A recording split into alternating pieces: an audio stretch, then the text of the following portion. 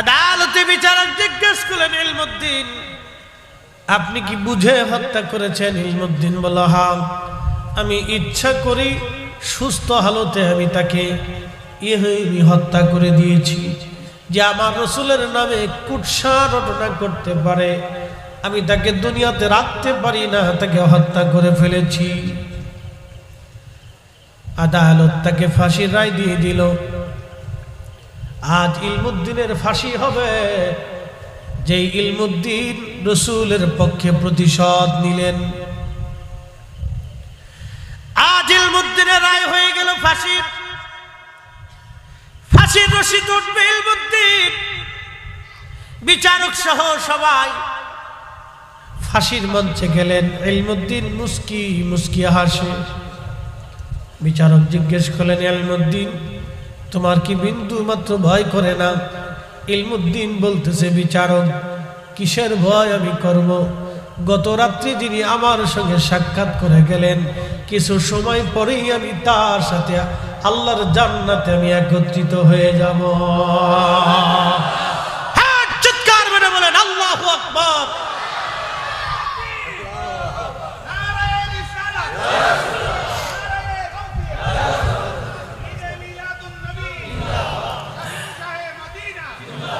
হযরত ইলমুদ্দিন বলতেছে, বিচারক গত রাত্রিবেলা আমি যার সাথে সাক্ষাৎ করেছি, যিনি আমাকে দিদার দিয়ে গেছেন, আজ জান্নাতে আমি তার সাথে মিলিত হব একসঙ্গে। আমি হাসবো না তো কাঁদবো নাকি? আমি সেই খুশিতে হাসতেছি। কিছু সময় পরে আমার ওই রসুলের সঙ্গে আল্লাহর জান্নাতে আমি একত্রিত হব।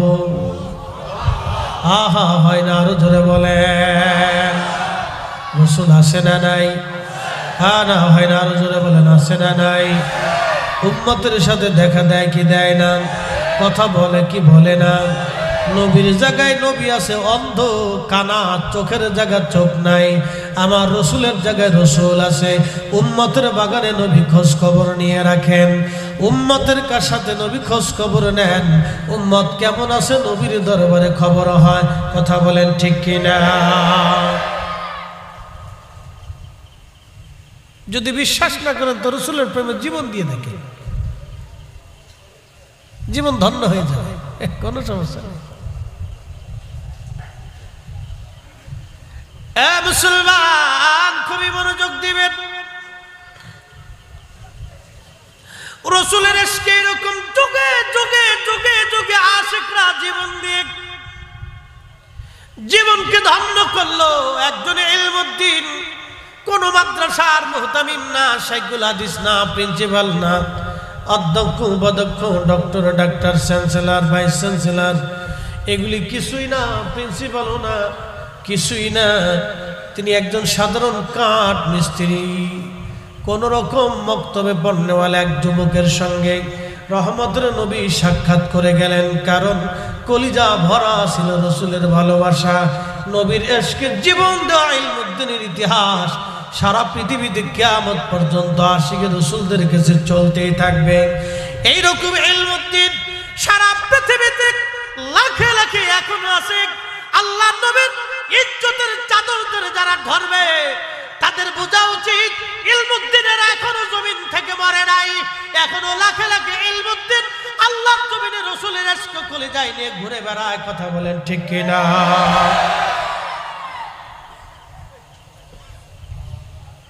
প্রিয় উপস্থিতি, এই ইশক কিয়ামত পর্যন্ত চলতে থাকবে। এটা কখনো নিভে যাওয়ার নয়। আমার রসুলের ইশক দিয়ে দুনিয়া চলবে। মুসলিম মিল্লাতে আমার অনেক ভাইরা চিন্তা করেন বুঝি মিলাদুন নবী আমরা বন্ধ করে দিব। না না না, কিয়ামত পর্যন্ত চেষ্টা হবে জমিন থেকে মিলাদুন নবী বন্ধ হবে না। কথা কোন ঠিক কিনা? ওরা ভাবছে আমরা ধাক্কা দিয়া বঙ্গোপসাগরে ফেলে দিব না, ধাক্কা দিয়া বঙ্গোপসাগরে ফেলে দিব, কর্ণফুলীর মধ্যে ফেলে দিব, পদ্মা গঙ্গা যমুনার মধ্যে ভাসায় দিব না। হাজার চেষ্টা করবে আহলে সুন্নাত ওয়াল জামাত এটা আমার জামাত না, এটা আল্লাহর নবীর জামাত, সাহাবায়ে কেরামের জামাত। আল্লাহর ওলিরা এই জামাতের পতাকা নিয়ে জমিনে এসেছিলেন। 360 আউলিয়া, 12 আউলিয়া, অসংখ্য ওলিরা এই জামাতের পতাকা নিয়ে জমিনে এসেছিলেন। এই পতাকা জমিনে উড্ডীন করে রেখে গেছেন। এই জমিনে আল্লাহর ওলিদের উত্তরসূরি এখনো আছে, কিয়ামত পর্যন্ত চলতে থাকবে। জমিনে ওলি না থাকলে জমিন ধ্বংস হবে, যত সময় ওলি থাকবে তত সময় জমিন ধ্বংস হবে না।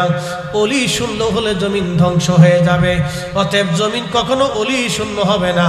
আর আহলে সুন্নাত ওয়াল জামাত জমিন থেকে কখনো বিদায় নেবে না। এটা কিয়ামত পর্যন্ত চলতে থাকবে। একবার জোরে বলা যাবে কি মারহাবা। আপনাকে বুঝে যেতে হবে, ও কেমন পর্যন্ত এই বাতি জ্বলতে থাকবে, নিভানোর জন্য বহু লোক ফুয়াইতে থাকবে, কিন্তু তাদের ফুতে বাতি নিভবে না। চলবে, এটা নিভবে না।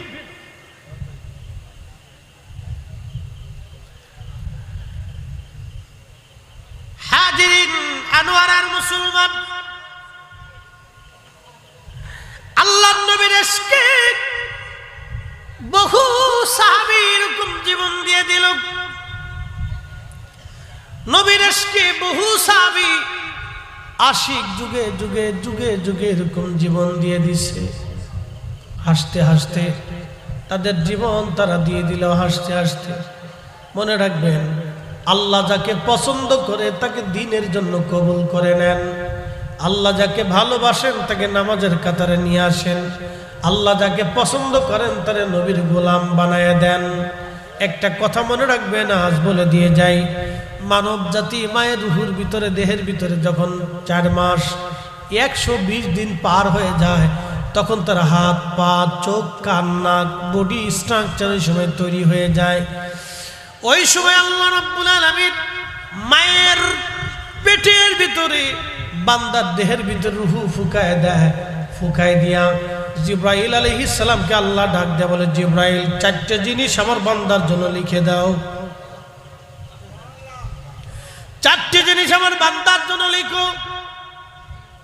মায়ের রেহেমে পেটের ভিতরে যখন 4 মাস 120 দিন পার হয়, 4 মাস 120 দিনের মাথায় আল্লাহ রুহের জগৎ থেকে আমাদের রুহ নিয়ে আসে। ওই রুহ খানা নিয়ে মায়ের পেটের ভিতরে আমাদের বডির মধ্যে আল্লাহ ফিট করে দেয়। তখন জিব্রাইলকে বলে, জিব্রাইল 4টে জিনিস তুমি একবারে নির্ধারিতভাবে লিখে দাও। 1 নম্বর, আমার বান্দা কি পরিমাণে রিজিক খাবে তুমি আমার বান্দা। 1 নম্বর, আমার বান্দা কতদিন পর্যন্ত পৃথিবীতে বেঁচে থাকবে, তার হায়াত কত সময় পর্যন্ত হবে, কোন জায়গা মারা যাবে, কোন সময় মারা যাবে, কোন অবস্থায় কিভাবে মারা যাবে, আমার বান্দার জন্য লিখে দাও। একসাথে বলবেন আল্লাহু আকবার। থাকার সুযোগ আছে? হ্যাঁ, যদি সুযোগ না থাকে তো জমি নিয়ে কারাকারি করার দরকার কি? কি কথা কর না? যদি সুযোগ না থাকে তাহলে ভাইয়ের জমিন, বোনের জমিন, অন্যের জমিন, বাতিদার জমিন, ভাগিনার জমিন, এগুলি নষ্ট করার প্রয়োজন এটা পাবে বুঝিয়ে দিয়ে দেন। 1 ইঞ্চি মাটি নিয়ে মানুষ পাড়াপাড়ি মারামারি গুতাগুতি কিলিকিলি করে। 1 ইঞ্চি এতটুকু।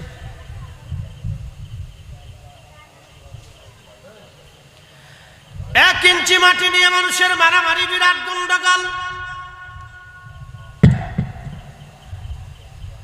হাজিরিন, যদি পৃথিবীতে থাকার সুযোগ না থাকে তাহলে কেন দুনিয়াতে আমরা আরেকজনের ক্ষতির চিন্তা আমরা করব বলেন? একদিন মাটির ভিতরে হবে ঘরে মন আমার, কেন বন্ধু দালান ঘর। সালাতুন ইয়া রাসূলুল্লাহ আলাইকুম সালামুন হাবিবান।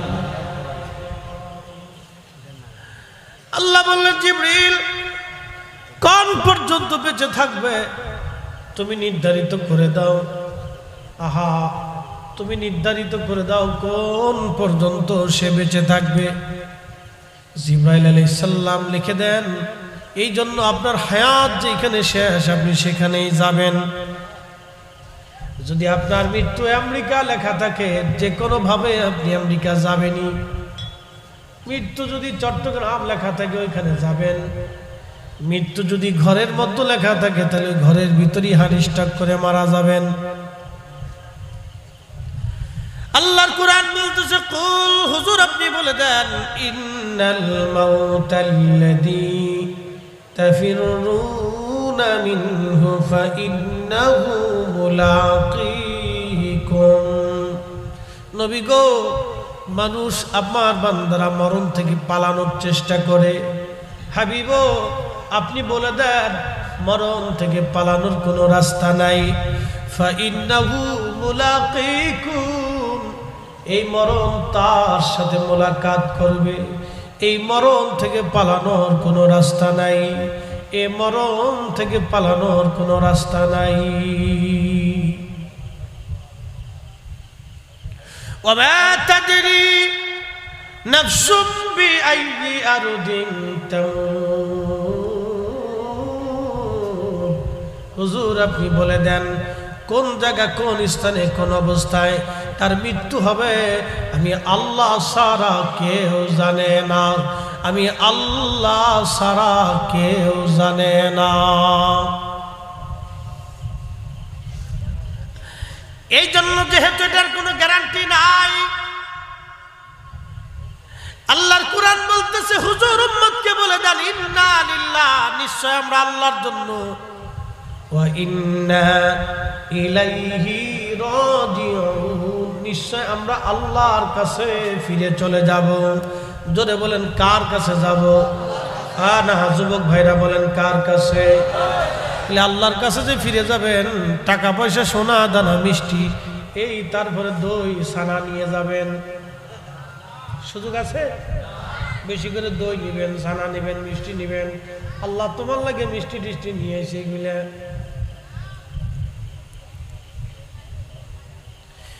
পৃথিবীর সবচেয়ে বড় ধনী, বড় বড় ধনী ব্যক্তিরা দুনিয়া ছেড়ে চলে গেল, একটা পয়সাও বাবা নিতে পারে নাই।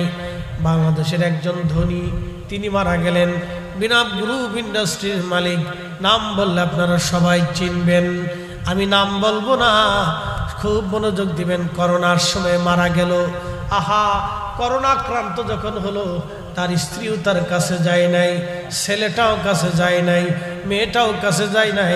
তার জানাজা হলো, ছেলেটা জানাজায় শরীক হয় নাই, স্ত্রীটা লাশ দেখতেও পর্যন্ত যায় নাই, মেয়েটা লাশ দেখতেও পর্যন্ত যায় নাই, ছেলেটা বাবার কবরের কাছে কবর দেওয়ার সময়ও যায় নাই। এমন জীবন করিও গঠন, হাসিবে তুমি কাঁদিবে ভুবন।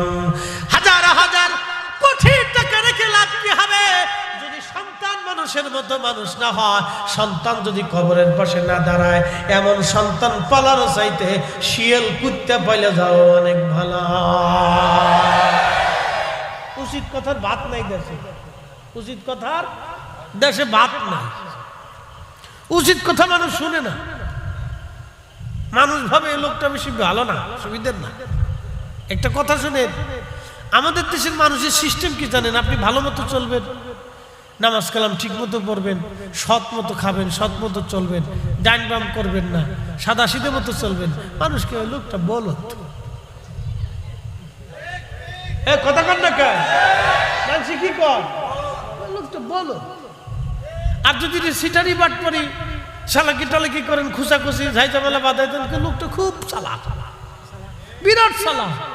ও লোকটা জানে না যে কবরে যাওয়ার পরে যে কি বাটাম চালান চলবে ওর কবরে, কি যে বাটাম চালান, বাপরে বাপ, ওর 14 গোষ্ঠী জীবনে দেখে না কি বাটাম চালান আছে। বেশি দিন না তো, শুধু দম ফুরানোর সাথেই শেষ। কি কথা ঠিক কিনা? দম ফুরানোর সাথে শেষ। 24 ঘন্টার ভিতরে পায়খানার রাস্তা দিয়ে পোকা আসে, পোকা পোকা। ও প্রধানমন্ত্রী, রাষ্ট্রপতি, প্রেসিডেন্ট, প্রধান সেনাপতি ও জাতিসংঘের মহাসচিব, আমেরিকার প্রেসিডেন্ট আর রাশিয়ার প্রেসিডেন্ট চিনে না। পায়খানার রাস্তা দিয়ে পোকা আসে, পোকা। এই পোকা সারা শরীরে ছড়াইয়া গন্ধ আসতে থাকে, বিচ্ছিরি পচা গন্ধ আসতে থাকে। তখন স্ত্রীকে তাড়াতাড়ি সরাও, পুলাকে তাড়াতাড়ি কবর দাও। গ্রামবাসীটা ধুর পুচে গেছে, শেষ।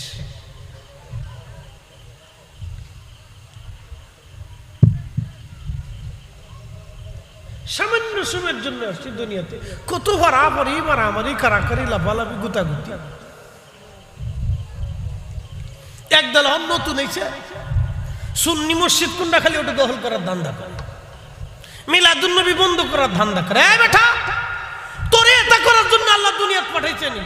তুই দেখবি যে আমার দেশের গরিব মানুষ কে না খেয়ে রয়েছে, তুই তার ঘরে আগে যা খাবার দে। আর সুলতান দিল্লুল্লাহি ফিলার, রাজা বাচ্চারা হচ্ছে আল্লাহর ছায়া, জমিনে আল্লাহ প্রদত্ত ছায়া তারা। একটা গাছ, বট গাছ যেমন সারা মানুষকে ছায়া দেয়, গরু ছায়া দেয়, ছাগল ছায়া দেয়, ও গাছের নিচে যে যায় তারই ছায়া দেয়। আর সুলতানুদ্দিনুল্লাহি ফিল আরদ, রাজা বাচ্চারা হচ্ছে আল্লাহর জমিনে আল্লাহ প্রদত্ত ছায়া, তারা সব মানুষকে ছায়া দিয়ে রাখবে। সব মানুষকে কি দিয়ে রাখবে? কথা কর না, সব মানুষকে কি দিয়ে রাখবে? ছায়া দিয়ে রাখবে। যে বাচ্চা সব মানুষকে ছায়া দিয়ে রাখবে, সে বাচ্চা কিয়ামতের ময়দানে ন্যায়পরায়ণ হবে। আমার রাসূল বলেছেন, উম্মত তোমরা শুনে রাখো, হাসরের ময়দানে আল্লাহর আরশে আল্লাহর ছায়া ছাড়া আর কোনো ছায়া হবে না। যেই বাচ্চা এরকম তার প্রজাদেরকে ছায়া দিয়ে রাখবে, ন্যায়পরায়ণ হবে। আল্লাহর কোরআন, রাসূল বলতেছেন, কিয়ামতের মাঠে আরশে আল্লাহর নিচে আল্লাহ তাকে আগে জায়গা করে দিবে। হুজুরে বলে, আরশে আল্লাহর নিচে আল্লাহ তাকে জায়গা করে দিবে, আর সে ছায়া সে পাইতে থাকবে, যে পৃথিবীতে সমস্ত প্রজাদেরকে ছায়া দিয়ে রাখে। আর সুলতানু দিল্লুল্লাহি ফিল আরদ, এই হাদিস যদি ওরা বুঝতো তাহলে ফারাফারি কারাকারি গুতাগুতি ফিডে ফিডে তা করতো না। ঠিক বাড়ি যা কই না, অনেক করার দরকার নেই। ও তো তাবারক খেয়ে তারপরে খাইতে খাইতে যা কম, ঠিক ঠিক ঠিক ঠিক ঠিক ঠিক ঠিক। আমি আল্লাহ রসুলের কথা বলতেছি। আচ্ছা বলেন তো, সারা পৃথিবীতে খেলাফত ছিল, খলিফাতুল মুসলিমিন হযরত ওমর অর্ধ পৃথিবীর শাসক ছিল। তখন কি তার শাসনামলে রাজ্যের ভিতরে খ্রিস্টান ছিল না? ইহুদি ছিল না? তো উনি কি তাদের ওই খ্রিস্টান বাড়িঘর আগুন দিয়ে পুরাই দিছে? তাদের কি নিরাপত্তা দেয় নাই? খাবার দেয় নাই?